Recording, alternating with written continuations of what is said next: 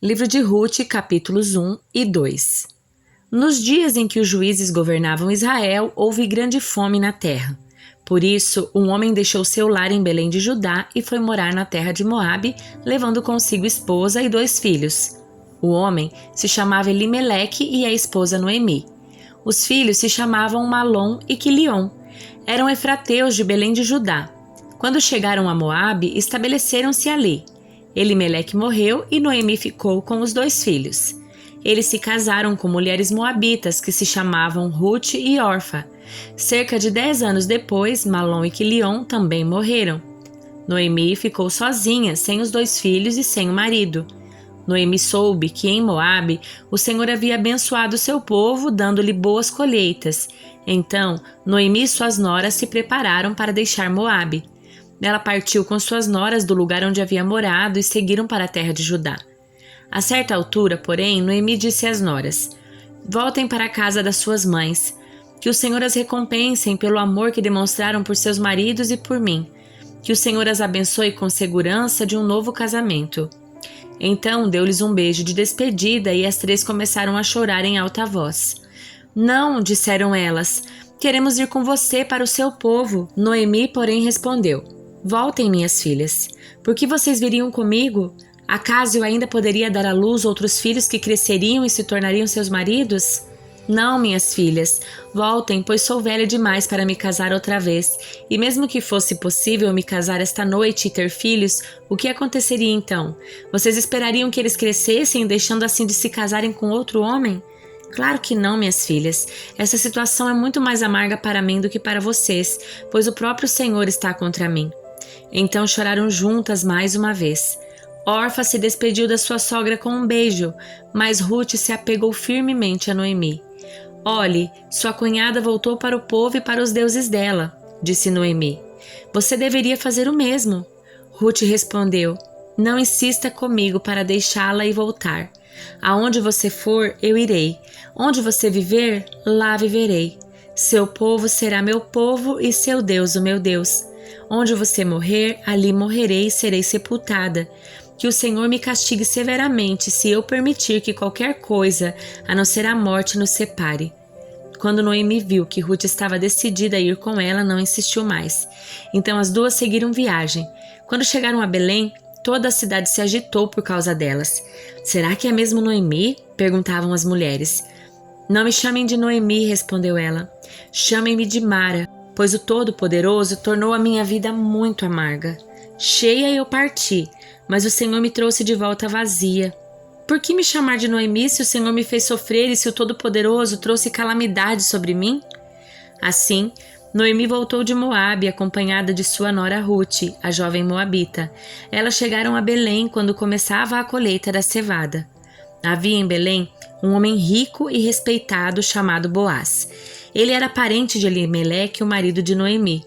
Certo dia, Rute, a moabita, disse a Noemi: "Deixe-me ir ao campo ver se alguém, em sua bondade, me permite recolher as espigas de cereal que sobrarem." Noemi respondeu: "Está bem, minha filha, pode ir."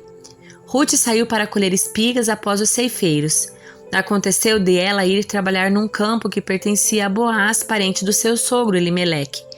Enquanto Rute estava ali, Boaz chegou de Belém e saudou os ceifeiros. "O Senhor esteja com vocês." "O Senhor o abençoe", responderam os ceifeiros. Então Boaz perguntou a seu capataz: "Quem é aquela moça? A quem ela pertence?" O capataz respondeu: "É a moça que veio de Moabe com Noemi. Hoje de manhã ela me pediu permissão para colher espigas após os ceifeiros. Desde que chegou não parou de trabalhar um instante sequer, a não ser por alguns minutos de descanso no abrigo."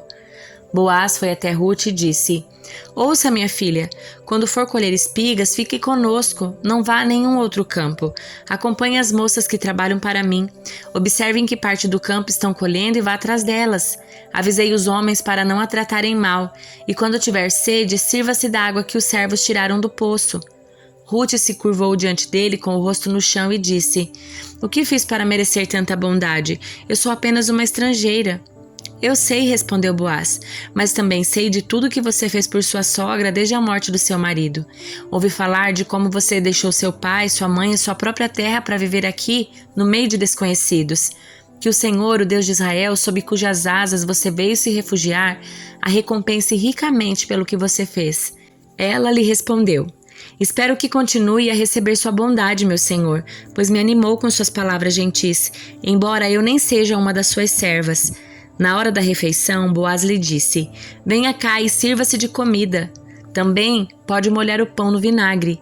Ruth sentou-se junto aos ceifeiros e Boaz lhe deu grãos tostados. Ela comeu até ficar satisfeita e ainda sobrou alimento.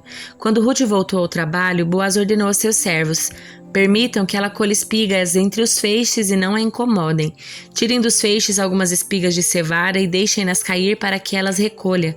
Não a atrapalhem. Assim Ruth colheu cevada o dia todo e à tarde, quando debulhou o cereal, encheu quase um cesto inteiro. Carregou tudo para a cidade e mostrou à sua sogra.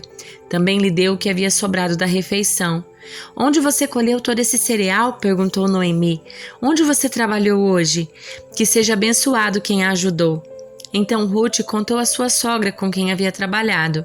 O homem com quem trabalhei hoje se chama Boaz.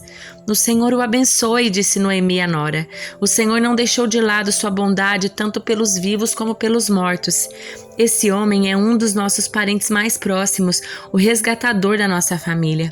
Ruth, a moabita, acrescentou: Boaz disse que devo voltar a trabalhar com seus ceifeiros até que terminem toda a colheita. Muito bom, exclamou Noemi. Faça o que ele disse, minha filha. Fique com as servas dele até o final da colheita. Em outros campos poderiam maltratá-la. Assim, Ruth trabalhou com as servas nos campos de Boaz e recolheu espigas com elas até o final das colheitas de cevada e de trigo. Nesse tempo, ficou morando com a sua sogra. Livro de Jó, capítulo 28. As pessoas sabem de onde extrair a prata e onde refinar o ouro. Sabem de onde tirar o ferro da terra e como separar o cobre da rocha. Sabem fazer brilhar luz na escuridão e procurar minério nas regiões mais distantes em meio às trevas profundas. Cavam entradas para minas em lugares onde ninguém vive. Descem por meio de cordas, balançando de um lado para outro. O alimento cresce na superfície, mas abaixo dela a terra é derretida como que por fogo. Ali, as rochas contêm safiras e no pó se encontra ouro. São tesouros que nem uma ave de rapina consegue enxergar, nem o olho do falcão pode ver. Nenhum animal selvagem pisou nessas riquezas, nenhum leão pôs a pata sobre elas. As pessoas sabem como despedaçar as rochas mais duras e como revirar as raízes dos montes. Abrem túneis nas rochas e encontram pedras preciosas. Represam a água dos ribeiros e trazem luz, tesouros ocultos. Mas onde se pode encontrar sabedoria? Onde se pode achar entendimento? Ninguém sabe onde encontrá-la, pois ela não se acha entre os vivos. Não está aqui, diz o abismo, nem aqui, diz o mar. Não se pode comprá-la com ouro, nem adquiri-la com prata. Vale mais que todo o ouro de Ofir, mais que o ônix precioso e a safira. A sabedoria é mais valiosa que ouro e cristal.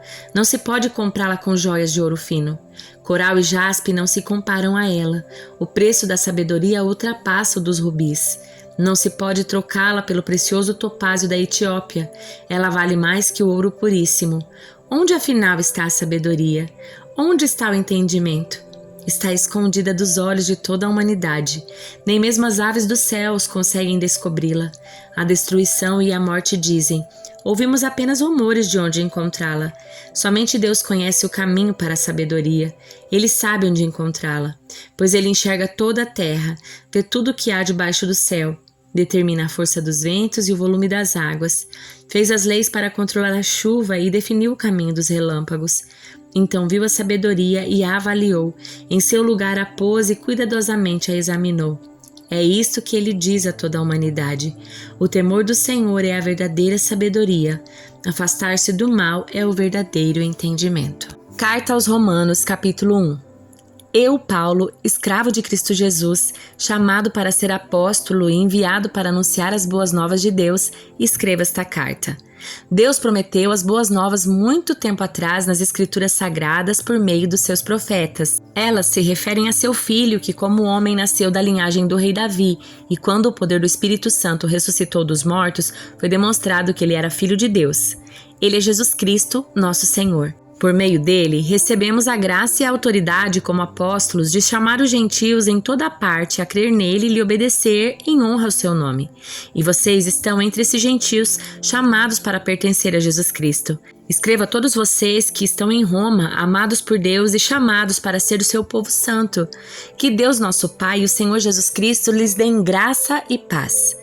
Antes de tudo, quero dizer que por meio de Jesus Cristo agradeço a meu Deus por todos vocês, pois sua fé nele é comentada em todo o mundo. O Deus a quem sirvo em meu espírito, anunciando as boas novas a respeito do seu Filho, sabe como nunca deixo de me lembrar de vocês em minhas orações, sempre pedindo, se for da vontade de Deus, uma oportunidade de ir vê-los. Desejo muito visitá-los a fim de compartilhar com vocês alguma dádiva espiritual que os ajude a se fortalecerem.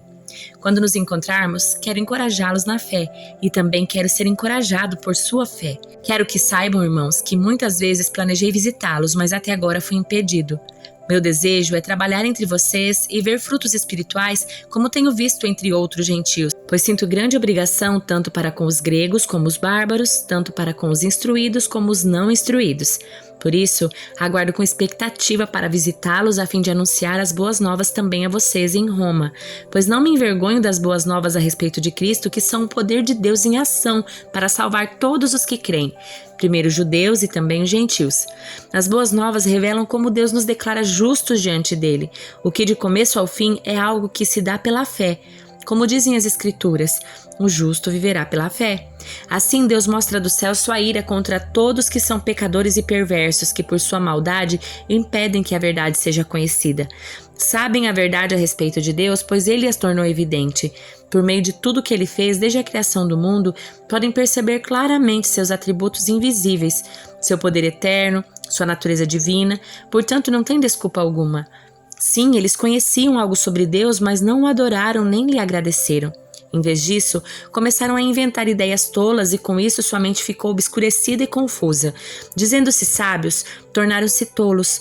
Trocaram a grandeza do Deus imortal por imagens de seres humanos mortais, bem como de aves, animais e répteis.